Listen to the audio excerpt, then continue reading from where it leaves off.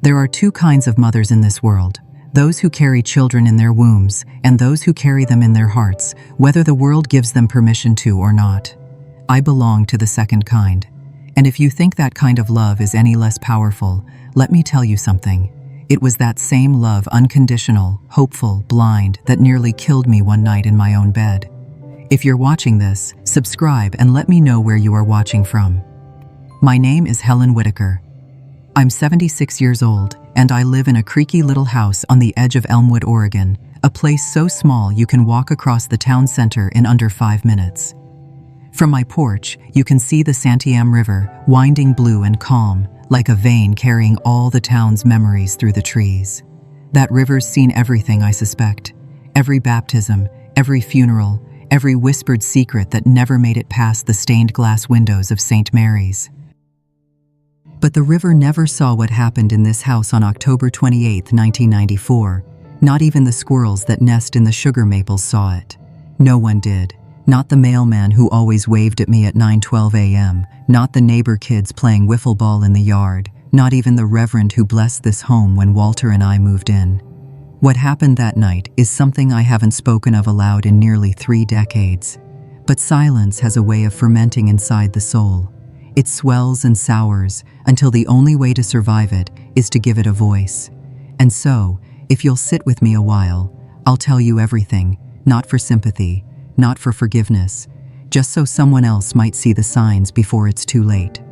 The house still smells like lemon oil and old books. I keep it tidy, the way Walter used to like it. He's been gone for over 20 years now, heart attack in his sleep, but his presence still lingers like a shadow at the kitchen table. His tobacco tin still sits by the window. And his boots, the ones with the soles worn smooth from years at the mill, are still lined up beside the back door.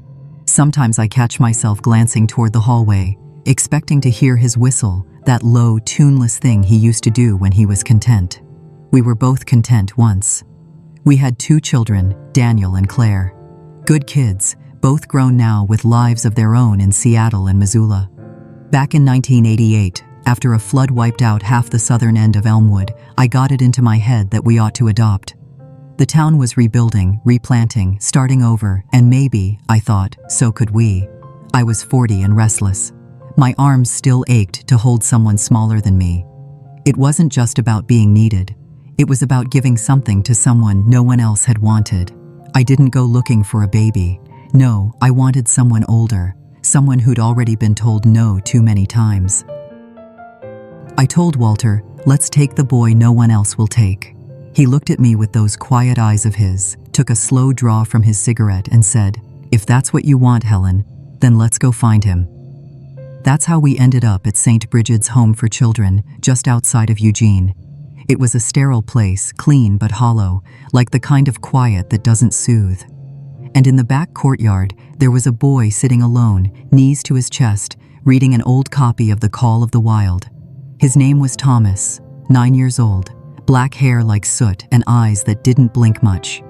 I still remember the first time he looked at me, not like a child, more like an animal that had learned not to trust the hand that feeds, but something in me cracked open. I didn't see a case file, I didn't see a troubled boy. I saw a child who needed a home. A child I believed wrongly, so wrongly that I could save with love. That was my first mistake. People in Elmwood knew me as the lady who took in the orphan boy. They waved at us on the sidewalk, asked how he was doing. "Oh, he's quiet," I'd say with a polite smile. "But he's adjusting." What I didn't say was that some nights I'd find his bedroom light still on at 2 a.m., that he barely spoke to Daniel or Claire, that once he looked at me across the dinner table and didn't blink for a full minute.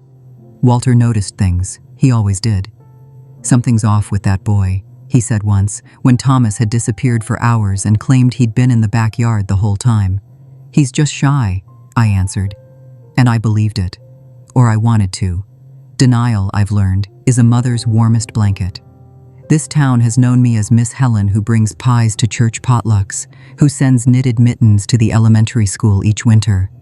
But not a soul here knows what really happened in this house. They don't know what I saw that night, what I survived. What I lost not just in blood, but in belief. Because I believed love could fix anything. I believed if I just kept holding on, if I prayed hard enough, if I showed up every day with open arms and warm meals and bedtime stories, then the cracks would fill in. Then Thomas would heal. Then the worst he would ever call me was Mom. But trauma has a longer shadow than we like to admit. Some boys are not just broken, they are buried under layers of silence we don't know how to dig through. If you've made it this far, thank you. Truly, it's taken me 30 years to gather the courage to say these words aloud. In the next pages, I'll tell you the rest. I'll tell you about the chocolate cake with the single candle, about the screams that never made it past these wallpapered walls, and about the day the boy I called son became the thing I feared most in this world. But for now, just know this: sometimes the most dangerous thing we ever do is call something love, when what it really is a lie. The storm that broke the levee in '88 was the worst our little town had seen in decades. Elmwood doesn't make national news often, but that summer, the floodwaters swallowed 3 barns, drowned the county fairgrounds, and left the high school gym knee-deep in mud. Walter spent a week hauling sandbags. Claire and Daniel volunteered to pass out water bottles and blankets at the shelter. And I walked through the soaked ruins of our neighbors' lives and felt something stir in me. A need. A quiet ache I'd tucked away long ago. I'd always wanted a bigger family, not in a frantic, empty way, but in a slow, burning way, like a candle that never goes out. Even when Daniel and Claire were already teenagers, tall and sharp-tongued, there was still room at my table, still room in my arms. One evening, Claire came home from a school project with tears in her eyes. "They're just sitting there, Mom," she said. "So many kids, nobody wants the older ones, they just wait around like leftovers." That image stayed with me. Children, not chosen. Children growing up knowing the world had passed them over, so I told Walter, "I want us to go, not for a baby, for a child that's been waiting." He didn't say anything at first, just looked out at the trees like he always did when something serious was settling into his chest. Then, with a soft sigh, he said, "Let's go meet the one nobody else wants." St. Bridget's Home for Children was halfway between Elmwood and Eugene, tucked behind a sagging chain-link fence and a row of maples. The building was clean but not warm. The walls were beige. The air smelled faintly of bleach and cafeteria meatloaf. No laughter, no toys scattered in corners, just silence and order. We were led into an office where a tall woman with a clipboard and tight bun sized us up like we were there to adopt a pet. "You're open to age range?" she asked. "Gender? Behavioral history?" Walter looked at me, and I said, "We want a child who's been overlooked." The woman hesitated. "There is one boy, 9. He's been here for 4 years, no relatives, quiet, keeps to himself, doesn't cause trouble, but not the easiest to connect with." His name was Thomas. They led us to the courtyard where he sat alone, drawing in a spiral notebook with a stubby pencil. He had dark hair that hung straight and eyes that didn't flinch when we approached. Just watched us, not scared, not hopeful, just alert. "Thomas," the woman said, "this is Mr. and Mrs. Whitaker." He nodded. Said nothing. His notebook lay open on his lap. I glanced down. He'd been sketching a tree. Not a happy tree, not cartoonish or simple, just a single leafless thing on a hill. All sharp angles and no sun. "He likes to draw," the woman offered. "Mostly trees, sometimes faces, never his own." That was the moment I knew. He came home with us 4 months later. The process was slow inspections, interviews, fingerprints. I didn't mind. It gave me time to prepare the back bedroom, to sew new curtains, to stock the closet with shirts in 3 different sizes because I wasn't sure how tall he really was. He brought one backpack. It held 3 shirts, a book missing its cover, and a toy car with chipped red paint. I asked him once if he had a favorite food. He shrugged. I made spaghetti and meat sauce that first week. He ate it silently but finished every bite. I made it again and again. I added garlic bread and parmesan, watched his eyes flicker when the cheese melted just right. He shared a room with Daniel at first. My son was 17 and not thrilled about the arrangement. It's just until we finish painting the study, I told him. He needs time. He doesn't talk, Daniel grumbled, just sits there. It's creepy. He's adjusting, I said. So are we. Claire was kinder. She'd talk to Thomas in the car or offer him colored pencils. He never answered, but he never turned away either. For the first month, he barely made a sound. He'd drift through the house like a shadow, sitting in corners with his notebook, sketching endless black and white forests. He wouldn't look anyone in the eye. At night, I'd find him standing at the window, staring out into the backyard, still as a statue.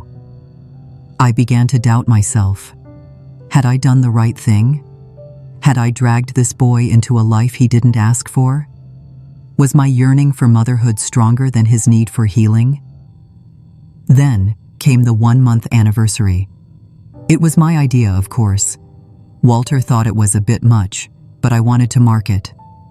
I baked a chocolate cake, small and round. Put one candle in the center. It wasn't his birthday, I didn't even know the real date, but I told him, "This is to celebrate your first month as a Whitaker." He stared at the cake, then at me. "You don't have to blow it out," I said. "Just know, we're glad you're here." For a second, I thought he'd ignore it. But then, slowly, I saw the corner of his mouth twitch, just slightly. Then again, a shy, quiet smile appeared so faint I wasn't sure it was real. But it was. Walter saw it too. Gave me a little nod. That night, we ate cake together, the 5 of us, and for the first time, Thomas didn't look like a ghost. He looked like a boy. I still keep that spiral notebook, the one he carried from the orphanage, page after page of lonely trees. But tucked between 2 pages drawn in pencil, faint as breath, is a sketch of a birthday candle, just one, flickering. Some wounds heal slow, some love begins with silence, but that night, a door opened, just a crack, enough to let the light in. The second month came and went, quieter than the first. Thomas had started speaking in full sentences by then, soft, clipped, and usually just answers to questions. He'd say thank you when I passed the butter, yes ma'am, when Walter asked him to clear his plate. He never raised his voice, never slammed a door, never cried. For a while, I mistook his stillness for peace, but silence isn't always serenity. Sometimes it's the sound of a storm gathering just beyond what we can hear. By Thanksgiving, we'd moved him into the freshly painted back room. Claire helped me choose the bedding navy with tiny white constellations, and I set a little desk in the corner beside the window, just like he had at St. Bridget's. He didn't say whether he liked it, but he didn't move anything either. That was his way of approving things, I realized. Quiet acceptance, still air. At first, the changes were small. I noticed the scissors from the kitchen drawer in the pocket of his hoodie. I'd been looking for them for 2 days. He said he found them outside. I believed him. Then the sewing tape went missing. The tape I used to hem Walter's pants. It reappeared under the couch. Thomas said Claire probably dropped it. She swore she hadn't. I still believed him. Then one Sunday, I found my mother's rosary, the one she'd passed down to me when I was confirmed, wrapped in a pair of socks and stuffed in the back of Thomas's sock drawer. My hands went cold the moment I touched the beads. Smooth from generations of prayer, they were the last thing I expected to find there. I brought it out quietly, held it up in the kitchen while he was eating his cereal. "Thomas," I asked gently, "do you know how this got into your drawer?" He didn't look up. "No." "Are you sure? It's important to me. It belonged to my mother." "Maybe someone put it there," he said, shrugging. Walter stood behind me. "Don't lie, son," he said, his voice lower than usual. "If you took it, you need to say so. In this house, we tell the truth." That was the first time I saw a look in Thomas I didn't recognize.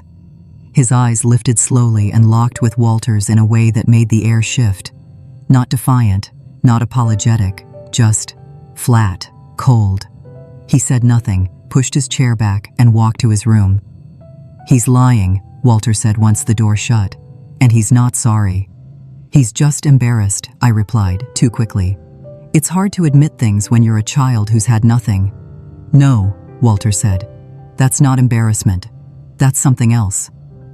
I pretended not to hear the warning in his voice, just like I pretended not to see the cigarette butts I found hidden in a coffee tin under Thomas's bed 2 weeks later. Just like I turned away when I noticed he spent hours behind a locked door with a video game that featured blood and screaming, even though I'd bought it thinking it was an adventure game. It's what boys play these days, I told Walter. Better that than wandering the streets. He's not playing, Helen, Walter replied. He's escaping. Then there were the eyes. It happened one afternoon while I was folding laundry in the living room. I felt it before I saw it, that strange prickling on the back of the neck when someone's watching you. I turned and saw Thomas standing in the hallway, just outside the kitchen, holding an empty glass. He wasn't blinking. He wasn't looking at my face. He was looking at me in a way that didn't belong in the eyes of a child. Not my child. Not any child. I cleared my throat. Did you need something? He snapped out of it, walked to the sink, filled his glass with water like nothing had happened. I told myself I imagined it, that I was tired, that I was reading too much into a look. I didn't tell Walter. I didn't want to invite that conversation. I was still clutching my hope like a lifeline. Still telling myself the same thing over and over. He's just a lost boy, just a little lost. But lost boys don't lie with smiles. They don't flinch when caught. And they don't carry that silence like armor. Daniel had already left for college by then, and Claire spent most evenings in her room. Walter had grown quiet too, but in a different way, a watchful way. He began checking the locks more often at night, started counting the change on the hallway table, left his wallet on top of the fridge instead of his nightstand. I noticed, but I said nothing. We were both drawing our own lines. I just didn't know his had already started to harden. One evening, we argued in whispers after Thomas had gone to bed. "You're coddling him," Walter said. "He's been through hell," I replied. "He's bringing it into this house." I crossed my arms, frustrated. "You're being too harsh." Walter looked at me long and slow, like he was searching for the girl I used to be. "No," he said. "You're refusing to see it. That's worse." I hated how his words found the part of me that already knew he was right. Still, I brushed his hand away that night when he tried to reach for mine under the covers. I couldn't bear the weight of both our fears, not when I was still trying so hard to believe in the boy I had chosen.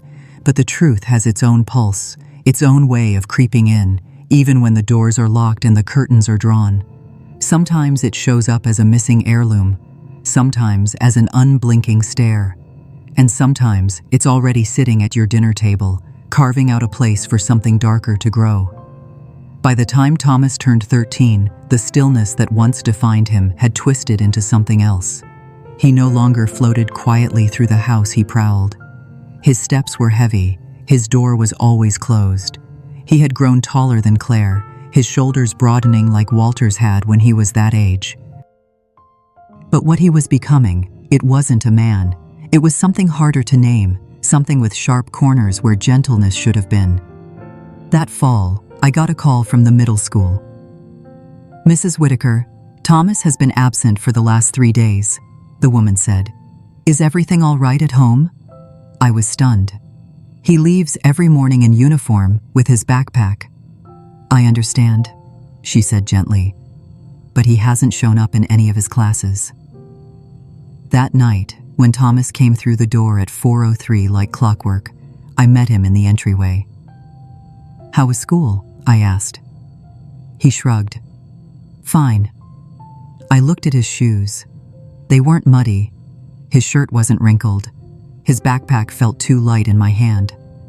I walked to the dining table, set down the slip the school had faxed to us, and turned to face him. "You haven't been going," I said. Thomas's jaw twitched. "They're lying. Thomas, I go every day." "I don't know what they're talking about." "Then why did they call?" "Because they hate me," he snapped. "Because they think I'm weird." Walter came in from the porch, catching only the last sentence. "What's this about?" I explained quickly. Thomas's eyes darted between us. "I was getting bullied," he said. "I didn't want to go." "Then why didn't you tell us?" I asked, trying to stay calm. Because you wouldn't understand, he roared. It was the first time he raised his voice like that. The words echoed through the walls of our quiet house, and something inside me shook. Walter's voice came low and sharp. That's enough. No, it's not, Thomas spat. You all think this is some perfect family. It's fake. It's all fake. You're under our roof, Walter said, stepping forward. You will act with respect. Or what? Thomas shot back. You'll hit me? The room froze. Walter's face reddened, and for a terrible moment, I saw him take one half step forward, his hand rising. No, I cried, jumping between them. Walter, don't. He lowered his arm slowly, fingers trembling. Thomas stood still, breathing hard, a smirk tugging at the corner of his mouth like he had won something. He turned and walked out the front door into the dark, letting it slam behind him. That night, Walter didn't speak. He poured himself a scotch and sat in his chair, staring at the fireplace even though there was no fire. I cleaned the dishes in silence, my hands shaking. You can't let him speak to you like that, he finally said. He's hurt, I whispered. He's dangerous, Walter replied. I wanted to argue, but the words stuck in my throat. The next morning, I found a lighter and a crushed pack of cigarettes in the laundry. They'd fallen from Thomas's jeans. I showed them to Walter, expecting fury. Instead, he just nodded grimly and went back to hammering a loose porch board. The following week, I made an appointment with a therapist at the county's community clinic. I didn't tell Thomas until we were already in the car. You tricked me, he said quietly. No, sweetheart, I replied. I just want someone to help you talk through things. He didn't respond, just stared out the window the entire drive. The sessions were brief and painful. He sat with his arms crossed, eyes on the floor. The therapist, a young man named Dr. Bennington, was kind, patient, but Thomas refused to speak. After the third visit, the doctor took me aside. Mrs. Whitaker, he said gently, your son is showing classic signs of attachment trauma. It's not uncommon in children who've experienced early abandonment. They test boundaries. They want to see if the people who claim to love them will eventually give up. It's almost like they need to prove themselves right, that no one stays. I held those words like a stone in my palm, cold, weighty, solid. He's pushing you, the doctor added, to see if you'll break. I didn't break. I cooked his favorite meals even when he pushed the plate away. I stayed up late sewing the patch onto his backpack he refused to bring to school. I folded his clothes and left them by the door of his room. He no longer thanked me for entering. I tried, but the Thomas who once smiled at a birthday candle wasn't there anymore. What remained was someone else entirely. One day I caught him in the backyard with a group of older boys' kids I didn't recognize. One of them passed him something. I stepped outside and called his name, and he jerked away like he'd been burned. The other boys scattered. Thomas came inside, wordless. That night, Walter found rolling papers in the tool shed behind the house. I told you, he said. You kept saying he's just a lost boy. Lost kids want to be found, Helen. He doesn't. But I wasn't ready to give up. I couldn't. I had told Thomas he would never be returned, never abandoned, never unloved. And so I held on to that promise like a drowning woman clinging to driftwood, even as the waves rose higher and higher, even as my husband began locking our bedroom door at night, even as Thomas stopped calling me Mom, even as I began to wonder if the boy we took in ever truly came home at all. There's a peculiar kind of quiet that settles into a home after a storm. Not silence, but something else. A cautious calm, like the air is still holding its breath, waiting to see if it's truly over. That's what it felt like the week Thomas came back from wherever he had disappeared to. He walked through our front door thin as bone, lips cracked, eyes sunken. His clothes were dirty, and his hands trembled. He didn't offer excuses. He didn't meet our eyes. He just stood there in the doorway, holding his backpack like a man holding his own ashes. I helped him to the sofa. Walter stood in the kitchen, fists clenched at his sides, jaw locked. I watched him watching Thomas. I saw the pain, the anger, the ache of a man who wanted to protect his home but couldn't understand the threat, now sat trembling on our couch. We didn't take him to the hospital. I don't know if that was the right decision.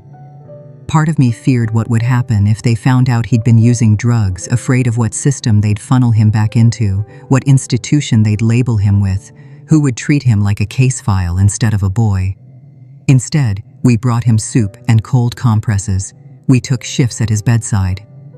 At night, he shivered and muttered things we couldn't understand. He cried out in his sleep, called names we didn't know, begged someone to stop. His body went through hell, vomiting, fever, chills. The bathroom floor became our battlefield, and through it all, I stayed, not because I wasn't angry, not because I wasn't afraid, but because I remembered the first time I saw him, sitting on that bench at St. Bridget's, clutching a book no one had given him. That boy was still in there, somewhere. By the second week, the shaking slowed. His appetite returned in fragments, half a sandwich here, a bowl of oatmeal there. His voice came back too, rough and low like he'd scraped it against concrete. He thanked me, quietly, when I brought him water, apologized once, when I had to clean up a mess he'd made on the sheets. It wasn't much, but it was something. And when Walter came home from the mill and found Thomas out back sanding the old picnic table without being asked, he just stood there for a moment, watching. Then he nodded and went inside. Thomas started helping around the house again, not because we told him to, but because he wanted to. He raked leaves, he carried groceries, he fixed the loose hinges on the front gate. One morning, I saw him mowing the Hendersons' yard across the street. Mrs. Henderson told me later he refused payment, said it was just something to do. In the evenings, he'd sit in the kitchen and peel potatoes while I cooked. Once, I caught him humming, not a song I knew, just a melody, soft and shapeless. Claire came home from college one weekend and was stunned by the change. "He's polite," she said to me in the hallway. "He's trying," I whispered. "He's really trying." And it was true. The boy who used to slam doors now held them open. The boy who used to lock himself in his room now lingered after dinner to ask Walter about how to change the oil in the truck. The boy who once looked at me like I was a stranger now looked at me like I was home. That's why I let myself believe. That's why I set the table that night with the nice placemats, why I made roast chicken and sweet potatoes and the lemon pie he liked, why I lit a candle in the center of the table, even though it wasn't anyone's birthday. It was just a good day. The kind we hadn't had in a long, long time. The three of us sat down. Walter poured iced tea. Thomas passed the rolls. For a moment, it felt like we were just a family, no past, no bruises, no broken things we were pretending not to see. Then, Thomas set down his fork. He looked up, his eyes were clear. "I want to tell you something," he said. Walter and I paused. "You don't have to," I said gently. "I do," he replied. "You deserve to know." He took a breath. His voice was steady. "My birth mother didn't die of an overdose," he said. "That was just what they told you. She left me outside a church with a note. I was 4. I reached for Walter's hand beneath the table. Thomas continued. "After that, I was in and out of foster homes. Some were okay, some weren't. There was one place, when I was 6, a man there. He hurt kids, did things." Walter's hand tightened around mine. I felt nausea rise in my throat. "I never told anyone." No one believed the others. They just said we were lying for attention. He looked down at his plate. "So when I came here, I didn't think it would last. I thought you just wanted to feel good about yourselves, that eventually, you'd give up." He swallowed. "That's why I used. At school, some older kids offered it to me, said it would make the thoughts go away, and for a while it did. I didn't remember. I didn't feel." The room was so quiet I could hear the candle flicker. I stood up, walked around the table, and I did something I hadn't done in over a year. I wrapped my arms around him and held him close. Walter came too. He rested his hand on Thomas's shoulder, just stood there, like a wall behind us, steady and silent. That night, when I went to bed, I laid my head on Walter's chest and whispered, "He's back. I think he's really back. Walter didn't answer right away. I hope so, he said finally. But there's something in his eyes, Helen. Something I still don't understand. I brushed it off, told myself it was just trauma, that it would fade, because I wanted to believe. We had made it through the storm, I thought. But I didn't know. The storm hadn't ended, it had just gone quiet. There are moments in life that do not fade with time. They don't blur at the edges, don't soften into memory. They remain razor sharp, fixed, as vivid as the night they happened. For me, that moment begins with the sound of rain. It was late October 1994, a Thursday, just after 3 a.m. The rain had been falling steadily since evening, a soft patter against the windows that usually helped me sleep. I'd gone to bed after praying the rosary, grateful foolishly so for how far we'd come. Thomas had eaten dinner with us. He'd helped clean up. He even said goodnight. I remember feeling something close to peace when I closed my eyes. I didn't feel him enter the room. I only woke because some instinct older than thought stirred me from sleep. The house was quiet, the kind of quiet that makes your skin prickle. The rain had stopped. The air felt heavy, like something was pressing against the windows from the outside. I opened my eyes and saw him. Thomas, standing at the foot of the bed, shirtless, still, silent. At first, I thought I was dreaming. I sat up, blinking into the dimness, my heart already starting to thump in my chest. "Thomas?" I whispered. "Is something wrong?" He didn't answer. He just looked at me. But it wasn't the look of my son. It wasn't the shy glance of the boy who once drew trees in silence. It wasn't even the guarded glare of the teenager who had disappeared into drugs and lies. This was something else entirely. This was the look of a stranger. And something inside me screamed. I tried to reach for the lamp, but he moved faster. He climbed onto the bed, straddling me before I could react. One hand clamped over my mouth. "Don't wake him," he whispered. His breath was hot and close. "I don't want to hurt him." I thrashed, heart pounding so loudly I thought it might burst. My mind couldn't make sense of what was happening. This was Thomas. This was my boy. This was the child I had prayed for, bled for, begged the world to give a chance. And now he was pinning me down in the dark with eyes void of anything human. "I've always wanted this," he said, voice low and trembling. "You never saw it, did you? How I watched you. How I waited." Tears streamed down my face. I tried to scream, but his palm stayed firm over my lips. I tried to shake my head, to push him off, but he was strong. So much stronger than I realized. He reached for the blanket, and in that motion, God help me, I saw his hesitation. A flicker, a pause. Like for 1 second, a piece of the boy I once knew surfaced. But it vanished just as quickly. It was then, thank God, that Walter stirred. Maybe it was the sound, maybe it was the weight shifting on the mattress, or maybe God himself placed a breath in his chest and woke him. "What the hell is going on?" Walter barked, bolting upright. Thomas froze, but he didn't move away. "Get off of her," Walter roared. He lunged, grabbing Thomas by the shoulders, pulling him back with a force I didn't know he still had.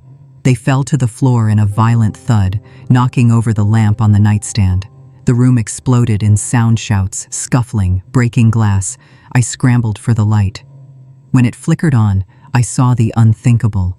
Walter on top of Thomas, trying to restrain him. My husband, gray-haired and weary, fighting our son like a man possessed. "Call the police!" Walter yelled. "Helen, go!" But I was frozen. My hands wouldn't move. My mouth couldn't form words. Then Thomas broke free. He reached for the shattered lamp base on the floor and swung it hard, striking Walter in the side of the head. I screamed as blood appeared, thick and fast, running down my husband's temple. Walter slumped to the side, dazed but still conscious, clutching the wound. Thomas stood, chest heaving, holding the broken lamp base like a weapon. He looked at me. He smiled.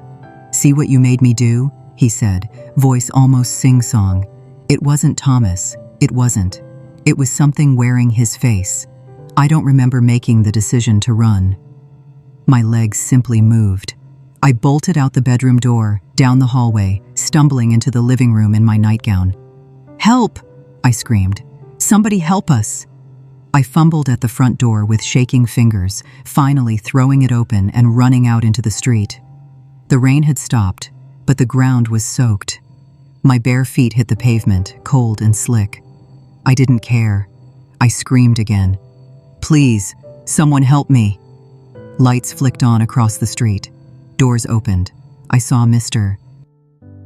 Arnold, our neighbor, emerge in his robe, followed by his grown son David, who worked night shifts as a security guard. Then Mrs. Louise stepped outside in slippers, hand over her mouth. "He's attacking us," I shouted. "Please, Walter's hurt." David ran toward the house. Mr. Arnold followed, flashlight in hand. I collapsed on the curb, gasping for air, soaked and shaking. By the time they reached the front door, Thomas was gone. He had slipped out the back, over the fence into the night. Walter stumbled into the living room, blood still dripping down his face, clutching a towel to his head. He looked at me with dazed eyes. "He's gone," he said, and with those words, I knew something irreversible had happened. Not just in our family, not just in our house, but inside me. A piece of me had broken clean, final. Not because of what he tried to do, but because in that moment, I no longer believed he could be saved. The police arrived 27 minutes after I ran barefoot into the street. In Elmwood, that was considered fast. Our sheriff, Bill Hargrave, had known Walter since high school. He'd once taught Claire how to fish. When he stepped into our living room and saw the blood, the broken lamp, the soaked carpet where I'd dropped to my knees, his face changed, hardened, like even he couldn't believe what he was about to write down in his report. "A domestic incident?" he asked quietly, his eyes moving between Walter's stitched forehead and my trembling hands. "No," I said. "Our son tried to kill us." It was the first time I used those words. The first time I said them aloud. I felt something crack inside my chest when I did, like I'd set loose a truth too heavy to hold back. They searched for Thomas all night, sent patrol cars down the back roads, through the woods, by the train station. Elmwood isn't large, and we all thought it wouldn't take long. But by morning, he was still gone. Not even the dogs picked up his trail. He'd vanished into the night, barefoot, shirtless, like a ghost. Walter sat silently at the kitchen table while the paramedics cleaned the cut on his head. I hovered nearby, flinching every time someone touched him. When they were done, he took my hand and held it for a long time. Neither of us said a word. 3 days passed. No sign. On the 4th afternoon, Sheriff Hargrave called. I remember the exact words. "We found him," he said.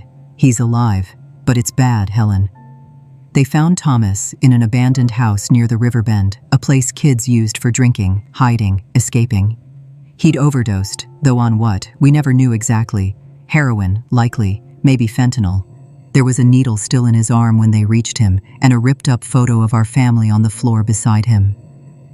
They brought him to the county hospital first, handcuffed to the gurney. When I arrived, they almost wouldn't let me in. The nurse at the front desk looked at my face and softened. "He's sedated," she warned. "He might not know you're there." Walter and I stepped into the room together. The fluorescent lights hummed overhead. The walls were pale blue, chipped near the corners. Machines beeped quietly, indifferent to who he once was. Thomas lay still, pale and sunken. His wrists were cuffed to the bed rails. One eye was slightly swollen, a bruise blooming across his jaw. His lips were dry and cracked. His chest rose and fell mechanically, like he was being held in this world by force. I stood beside him, reached for his hand. It was cold, limp. "Son," I whispered. No response, just silence and the hiss of oxygen through a plastic mask. "Son," I said again, louder this time. His eyelids fluttered. "Mom," he murmured, barely audible. "I'm here." He turned his head, slowly. His eyes opened, hazy, unfocused. Then, something like recognition flickered. "Will I be going home now?" he asked. It broke me. That question, soft, childlike, tore through everything. The broken furniture, the bruises, the fear, the shattered trust. For a brief, cruel second, it was the 9-year-old boy again, the one who clutched a book instead of a blade. I couldn't speak. I just nodded, even though I didn't know what home meant anymore. 2 days later, a court order transferred Thomas to the state psychiatric facility in Portland. The doctors there gave us the words we didn't want, but had been waiting for. Schizophrenia, antisocial personality disorder, severe childhood trauma, drug-induced psychosis. The diagnosis read like a funeral. He's not legally responsible, they explained, but he's not safe, not for himself, not for others. Walter sat stiffly, arms crossed as they spoke. I listened. I asked questions. I wrote things down, though I wouldn't remember half of it later. They said the condition had likely been dormant for years, masked by age, quietness, behavior we thought was troubled. The drugs didn't create the illness. They opened the door and let it in. We were allowed one supervised visit before the transfer. It was in a windowless room with plastic chairs and a guard standing near the exit. Thomas wore gray scrubs and slippers. His hair had been buzzed short. His eyes looked at the wall behind me more than at my face. "Hi, sweetheart," I said, sitting across from him. He blinked. "Did you bring the rosary?" I froze. He had never once mentioned the rosary again, not since I found it hidden in his drawer. I had always assumed it was just stolen, but now... I didn't, I said. He shrugged. Walter sat beside me, rigid. He said nothing. Thomas leaned back. "They're feeding me," he muttered. "It's not bad. I sleep a lot." I reached across the table, touched his wrist.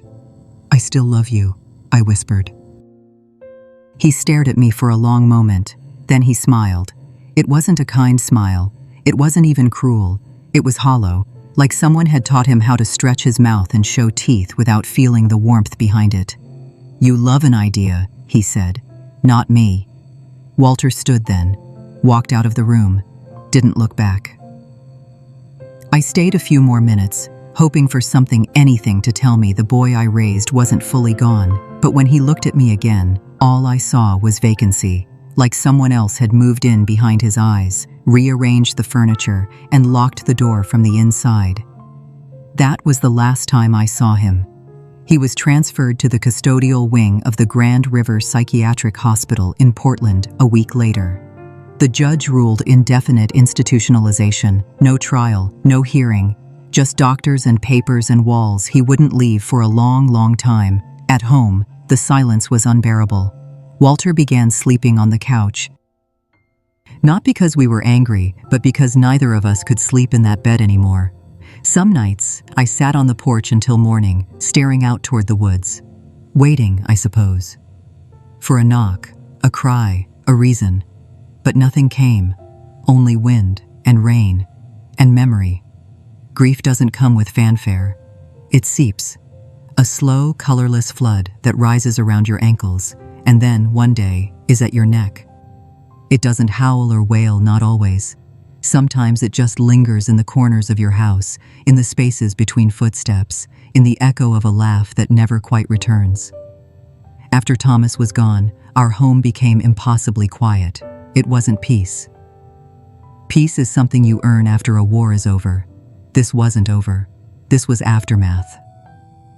Walter started drinking again quietly at first.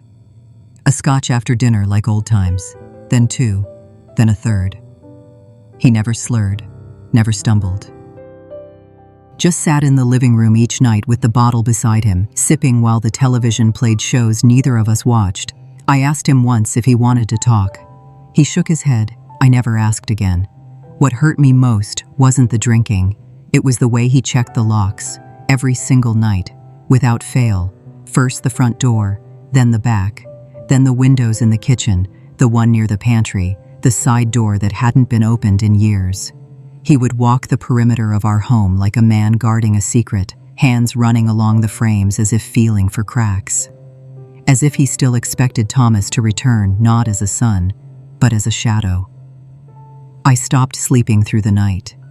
My body would jolt awake at 2:17 a.m. or 3:33, with my pulse racing, my mind certain I'd heard the creak of a floorboard. I'd lie still, straining for sounds only to realize it was the wind, the pipes, my own heartbeat. I stopped entering Thomas's room. For a while, I kept the door closed. Then, one afternoon, I opened it. Nothing had changed. The constellation bedspread was still tucked tightly at the corners, the books on his shelf untouched.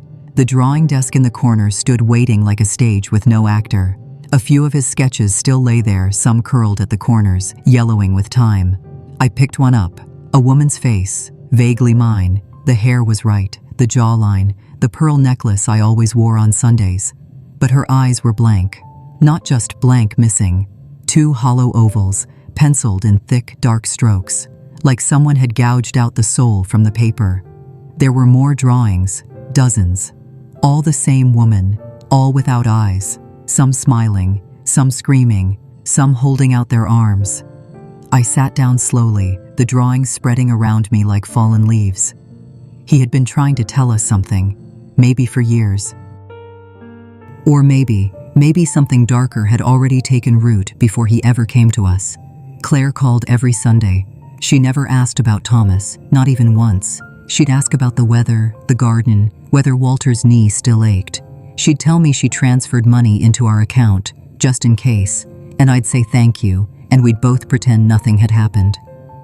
Daniel emailed once a month, said life in Atlanta was busy, said he was proud of how strong we were, said he loved us. Always ended with that. Love you both. Like a signature, like a promise he didn't want to test by returning. Neither of them came home for Thanksgiving that year, or Christmas. I didn't blame them. By January, Thomas had been transferred to the long-term psychiatric facility in Salem. Grand River had determined his condition too severe for treatment among the general population. Salem was for the patients who had crossed lines they couldn't come back from. There was a letter from the facility clinical, courteous, saying visitation was allowed once per quarter, but only with advance clearance. We never went. I'd like to say it was because I was afraid, or because Walter refused. But the truth was, I didn't know who I would be walking in to see. The boy I'd once cradled during fevers. The teenager who whispered horror in the dark. The man with no light in his eyes, or just a body with a name I had once whispered in prayer. The house changed, slowly. Laughter vanished first, then music, then routine. The garden overgrew. The front porch paint peeled. Walter stopped fixing the gate. I found myself staring at the same corner of the living room wall for hours, not because there was something to see, but because I didn't know what else to look at. Sometimes I'd take the drawings out again, the eyeless mothers, the shadowed corners. One sketch showed a small boy standing in a field, looking up at a house that had no windows. No way to look in, no way to look out. I wondered, for the 100th time, whether we had been the house in that picture, whether Thomas had ever felt seen, or whether he had been screaming inside long before his mouth opened that terrible night. I kept the drawings in a box. Not because I wanted to remember, but because I didn't trust memory anymore. It lies, it softens. It tells you you were better than you were, that you did all you could, that love should have been enough, but some stories don't get happy endings. Some houses lose their laughter and never find it again, and some mothers are left staring into the space where their child used to be, wondering whether what they saw was ever real at all. People think healing is loud, some triumphant return to the world, a rebirth with confetti and tears of joy.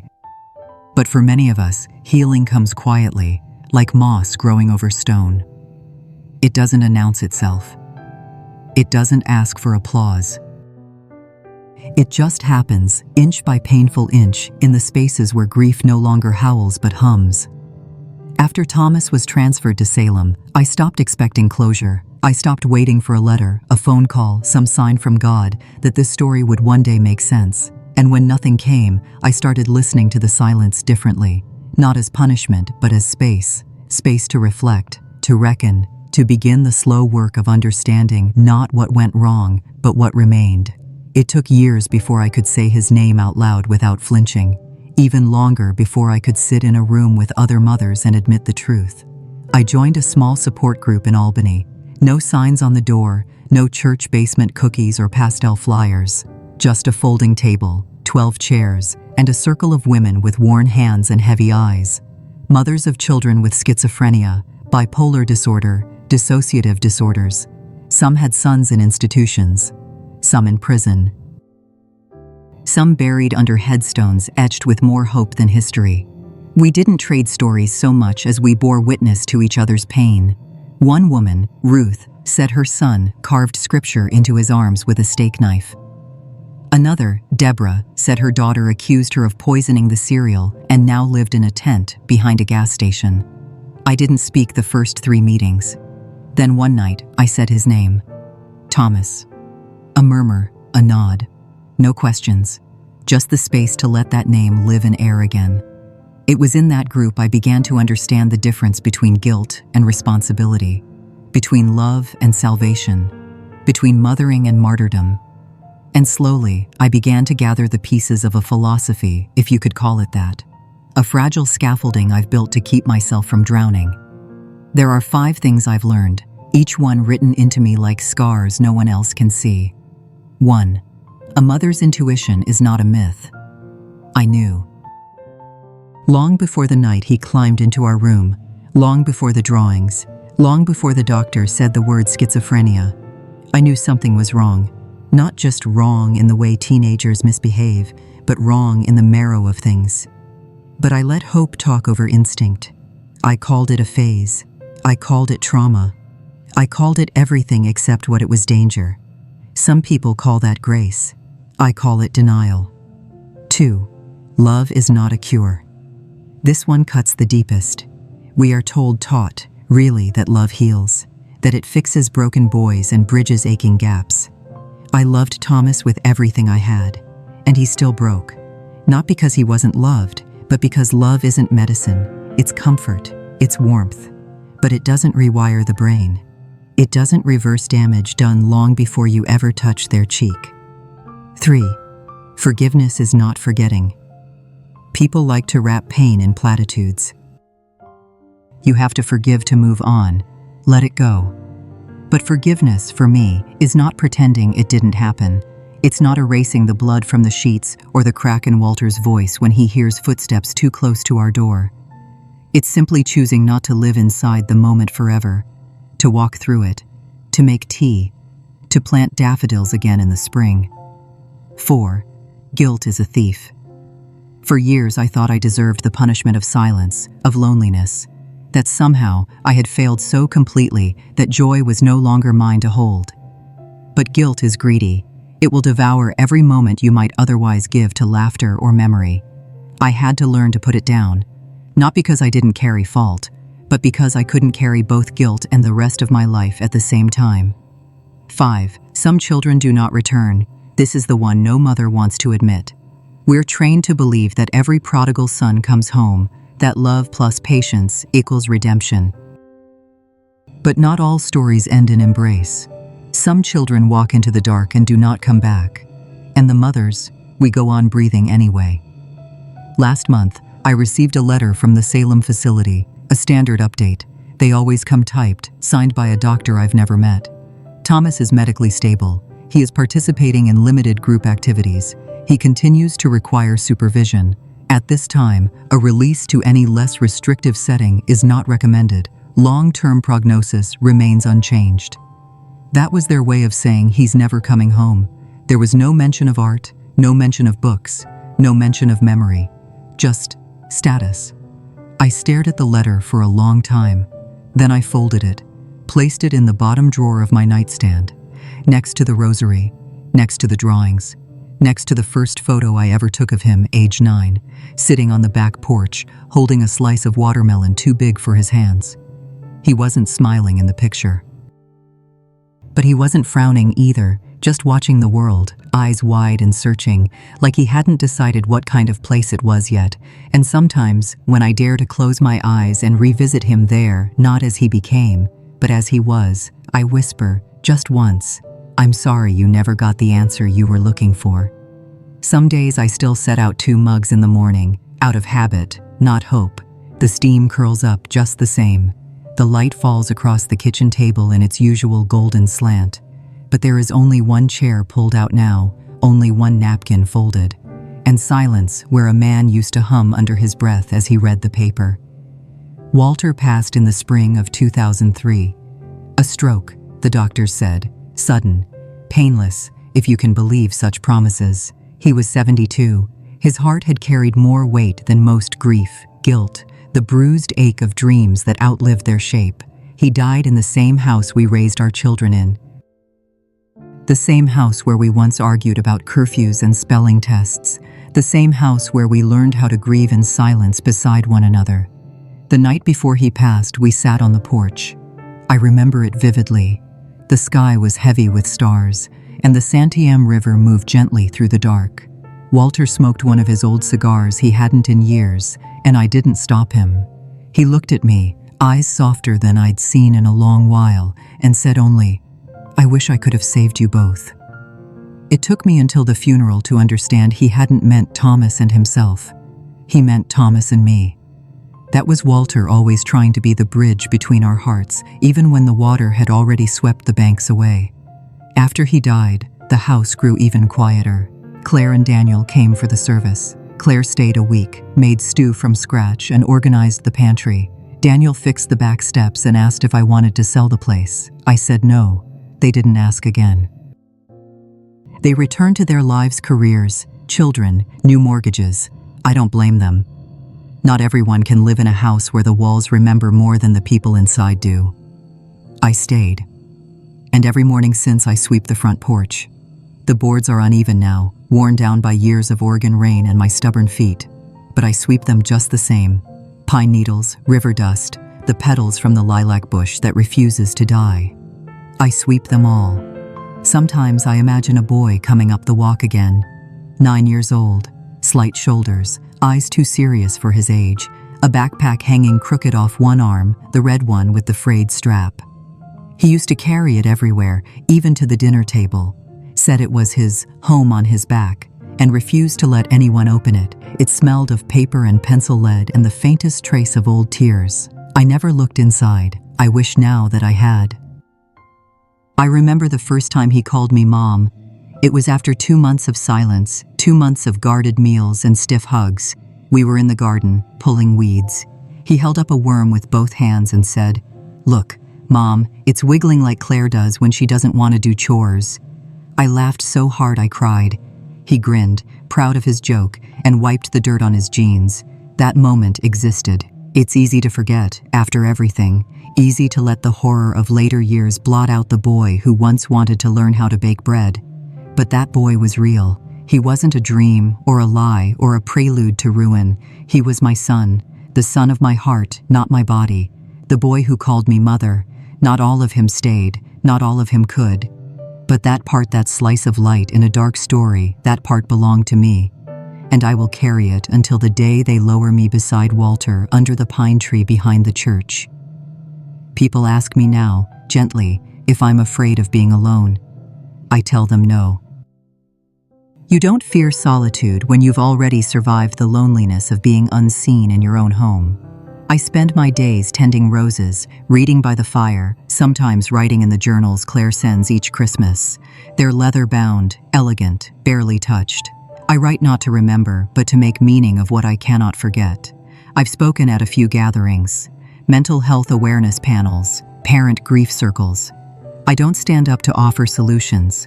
I don't offer comfort. I offer presence, witness. One story, scarred but whole, that says, "You're not alone." That says, surviving does not always look like healing, but it counts all the same. I don't expect anyone to fully understand. But maybe, just maybe, a woman out there is reading this. Maybe she's sitting on the edge of her bed, wondering if the child in the next room will hurt her or himself. Maybe she's thinking love will be enough if only she tries harder. To her I say, you're not failing. You're not alone, and your love, while not enough to cure him, is enough to honor your own life.